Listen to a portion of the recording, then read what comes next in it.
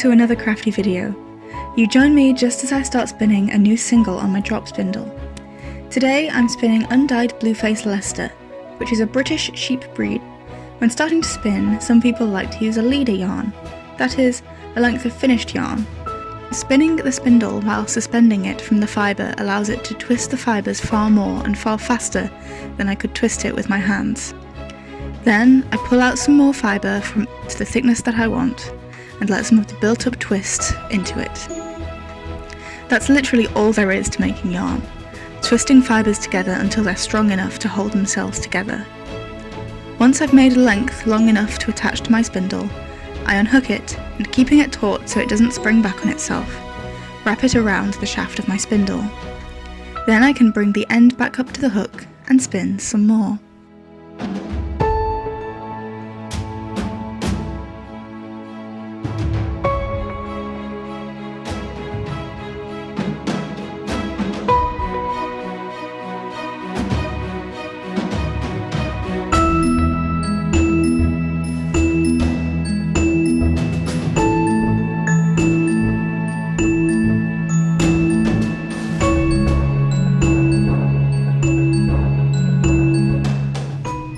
Before they're spun, the fibres slide over one another and are quite easy to tease apart.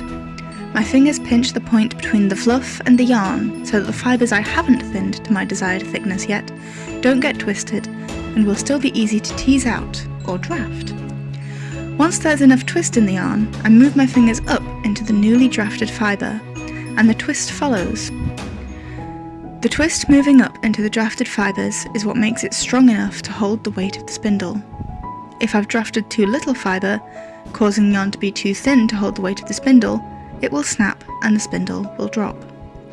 The same will happen if there's not enough twist or too much twist. This is why it's called a drop spindle. An alternative name is a suspended spindle.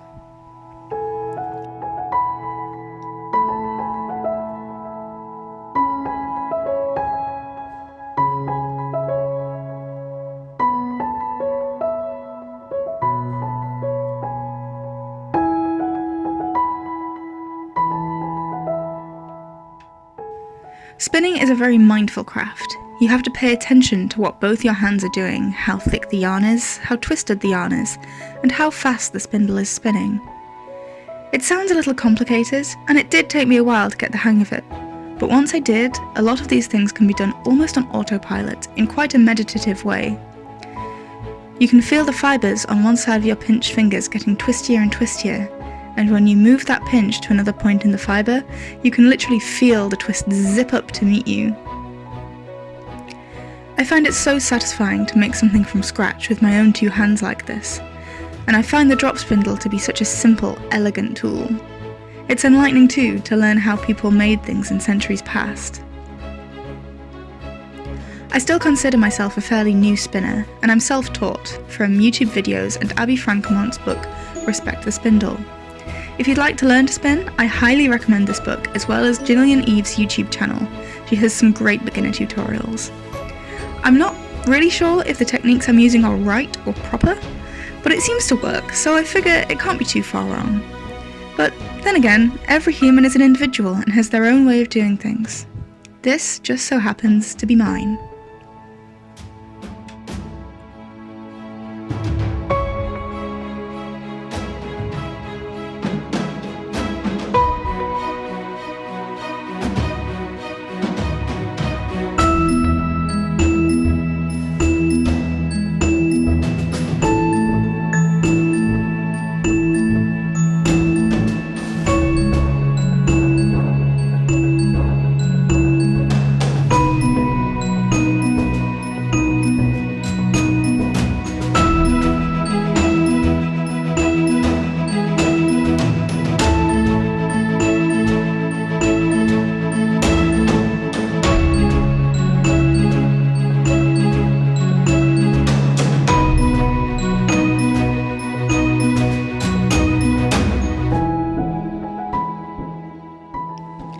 Like several of my hobbies, my interest in spinning yarn began with pure curiosity. I initially followed fantasy author Jodie Meadows on Instagram because I liked her books, and I was initially delighted to discover that, like me, she also enjoyed knitting. And then I was somewhat perplexed to discover that she also enjoyed spinning her own yarn. There's already so much wonderful yarn out there, I thought. But isn't it just way too slow to be worth it, I thought? But isn't it boring, I thought? Sure, I liked the idea of having a spinning wheel, but only decoratively, as an homage to my love of fibre crafts and of stories and fairy tales. I'd never considered actually using it, if I bought one. I wasn't the only one curious about Jodie's spinning, and she answered people's questions in her Instagram posts and stories. She talked about how she liked having full control over the yarn she would then go on to knit with, and how she found spinning meditative and soothing. I found myself intrigued. I was curious to try it out for myself, but a wheel was too expensive an investment for such a casual, passing interest. No matter, for a beginner wanting a budget-friendly and commitment-free way to see if they might like spinning, Jodie recommended a drop spindle. I'd never heard of one before, but decided to give it a go. I got my first drop spindle for Christmas 2019, but for a long time I didn't get much further than playing around with it. The yarn I made was inconsistent to the point of being unusable, and I didn't have much hope for making yarn I actually wanted to knit with. But I was still delighted with having made any at all.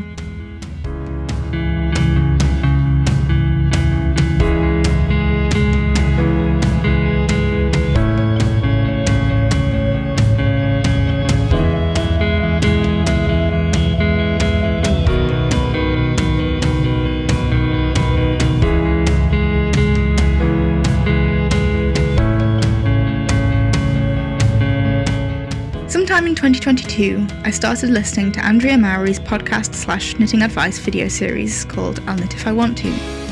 As well as being a knitting pattern designer, Andrea also spins, and she started a knit-along challenge for her community called Spin It to Knit It, to spin a sweater quantity of yarn together to then knit one of Andrea's patterns together. I thought this was such a cool idea, and I was so inspired by this. But the pattern chosen for this didn't really suit my style, and I'd only heard about it when the spin-along/knit-along was partway through. Since I was still only able to make small quantities of the lumpy yarn, I knew I wouldn't be able to keep up. But I thought maybe a goal like this was what I needed to get me spinning more. So, I picked a pattern and some fibre and started practicing in early 2023 with the aim of having a sweater quantity of spindle spun yarn by the end of the year. Well, friends, the year progressed, and while I did spin more than I had previously, and the quality and consistency of my yarn did slowly improve, I wasn't working on it anywhere near often enough to make significant progress. Then, just before the beginning of December, Andrea Mowry announced another new little challenge organised by her and her knitting group, to spin on a spindle every day for 100 days. For Andrea, this was to encourage her to practice using a supported spindle more, but she emphasises that you can use any kind of spindle. For me, it was the perfect excuse to motivate me to get me into the habit of spinning regularly. All that to say, this is what this video is about. I've been participating in Andrea's 100 days of spindle spinning throughout December and January. I have missed quite a few days, but the important thing is that I'm building up a habit. I'm getting lots of practice, and I'm knocking down the mental barriers that make me procrastinate out of fear of getting it wrong. It won't be long now until I have enough singles to ply together into a finished yarn. But that's for another video. I plan for this to be the first video in a series documenting the whole process of making this sweater. And if you've seen my Everything I Knit in 2023 and Knitting Plans for 2024 video, you already know what pattern I've picked out for this yarn. This video series will cover the spinning and the plying, to dyeing the yarn, and finally to knitting the sweater. I have no idea how long that will take me. Knitting a sweater usually takes me between 3 and 6 months, but it can be up to 2 years depending on how much I procrastinate. But if you stay tuned, eventually you'll find out.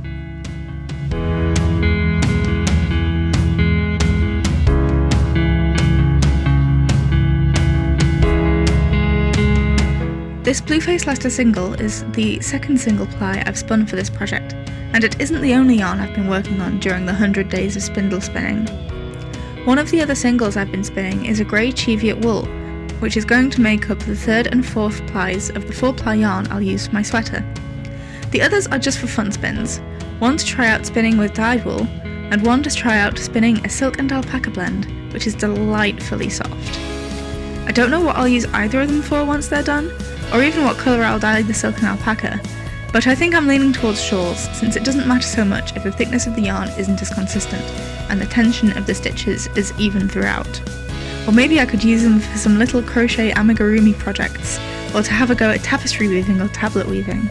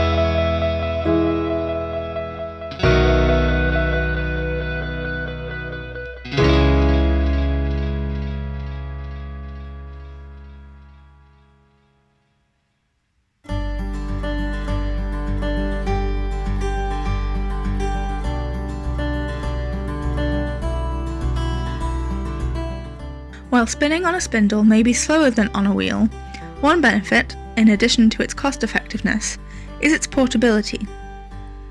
It's small enough to fit in a handbag or backpack, so you can take your spinning anywhere with you.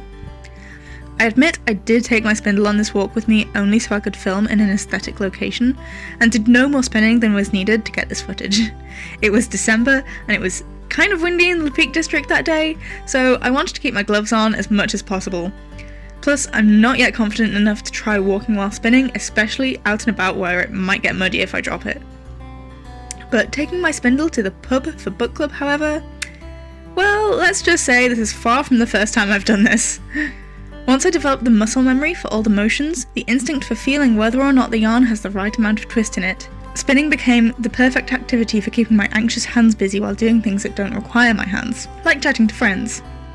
It really makes the most of my free time, to be able to socialise and craft at the same time, to be able to gain fulfilment from seeing friends at the same time as gaining fulfilment from being creative.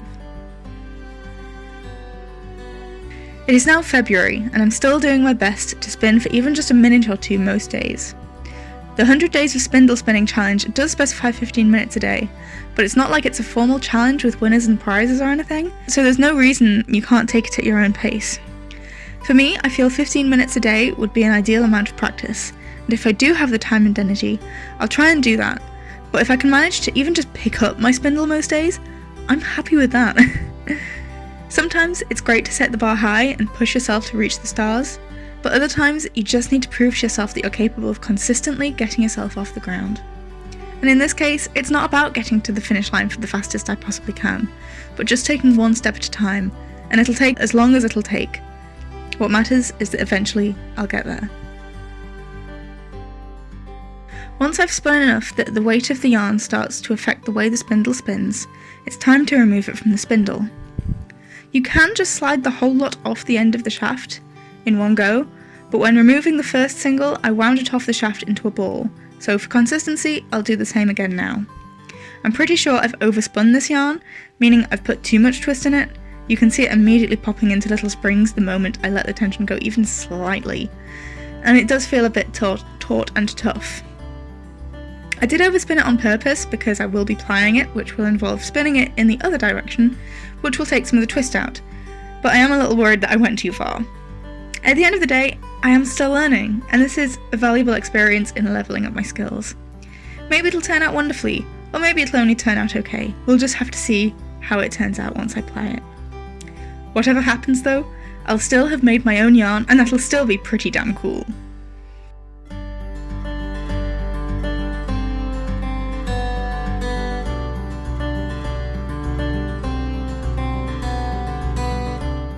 Once I ply this yarn, which I will make a video about when I do it, this will just be the first skein of, I don't know how many I will need to complete the sweater, but yeah, this is just the very beginning of the spindle to sweater journey, and I hope you'll join me for the rest of this little adventure. But for now, thank you for watching. I hope you've enjoyed watching me spin and maybe learning a little bit about the process.